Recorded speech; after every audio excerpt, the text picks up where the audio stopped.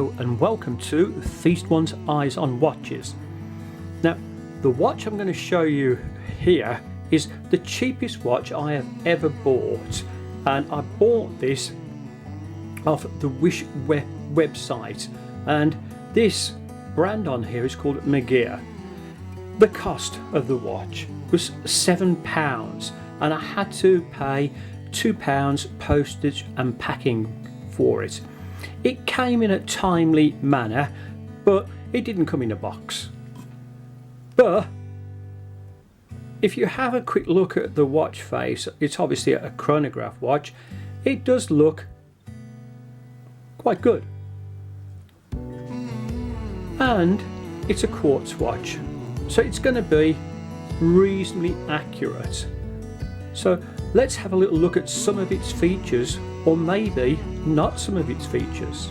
The crown on the watch is a guarded crown, and pulling it out to its first click allows me to adjust the hands, and I can just set the time wherever I like.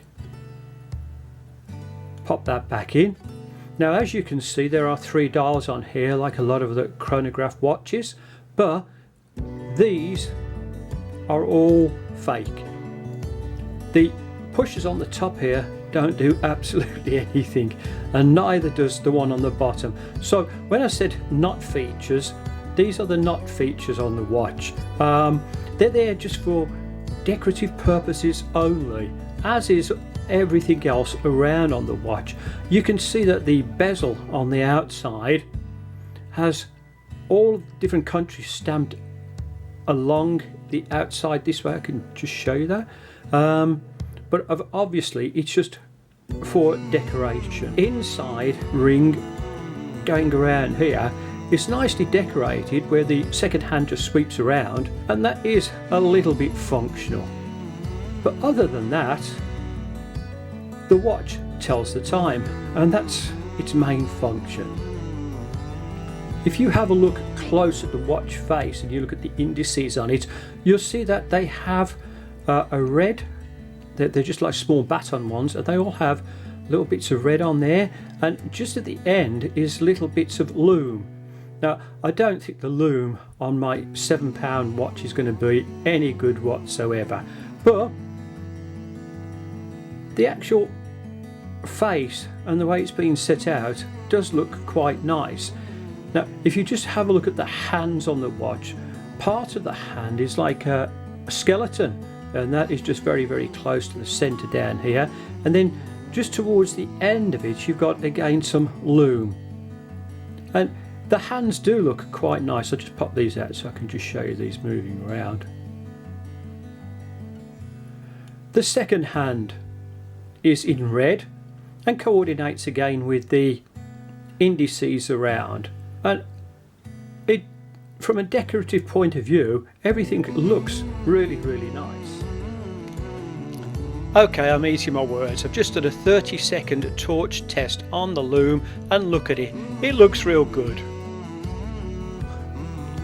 The glass inside the watch here is just a hardlex type glass, but for £7 I don't think anybody can complain. The case is alloy, it's not stainless steel, and it's polished on the top quite nicely. I'll just move this around so you can have a little look one side, and then if I just take this around to where the crown is, you can see it's not a signed crown, and it's a guarded crown, and then it's got 2 artificial pushers on either side.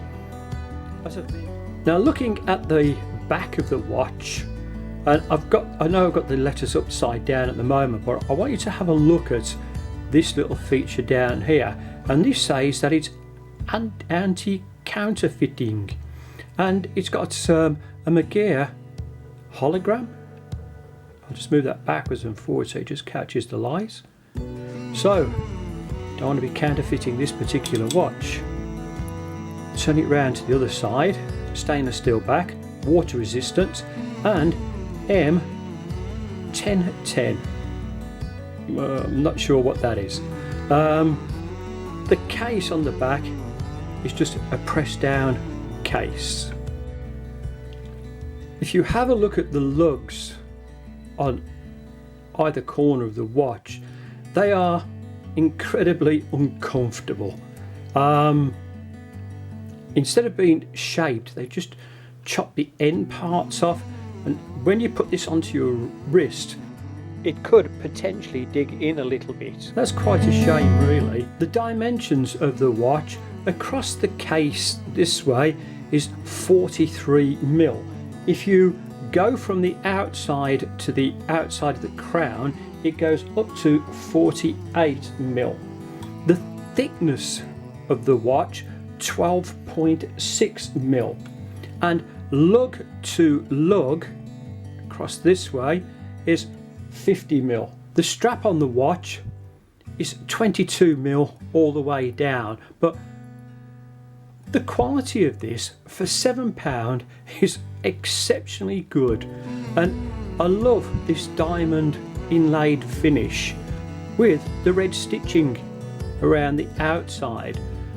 Sleeves are all finished off nicely, and the buckle has Megir stamped onto it. I'll just flip it over to the other side. On the back, it's very attractive the way it's in red, and you can just see the red stitching going through. Just pop this over to the other side, and it looks quite an expensive bracelet. I mean, strap. If you wanted to buy this on its own, I'm sure you'd be struggling to pay less than £7 for it. So throw the watch in as well, and I think you've got quite a little bargain. I've just popped the Megir onto my wrist so you can have a look at a wrist shot with it. And I'm going to take back what I said about these lugs, because they're just raised up away from my wrist, so they aren't actually digging in. So that's a good sign. The watch itself does look quite big on the wrist, but it doesn't look too bad either. And I think the strap really does set it off quite nice. You know, when you've got the little bits of red on the inside, and then you've got the black and red on the strap, it does look quite good. Will the Megir fit under the cuff? Now you can see that it does, and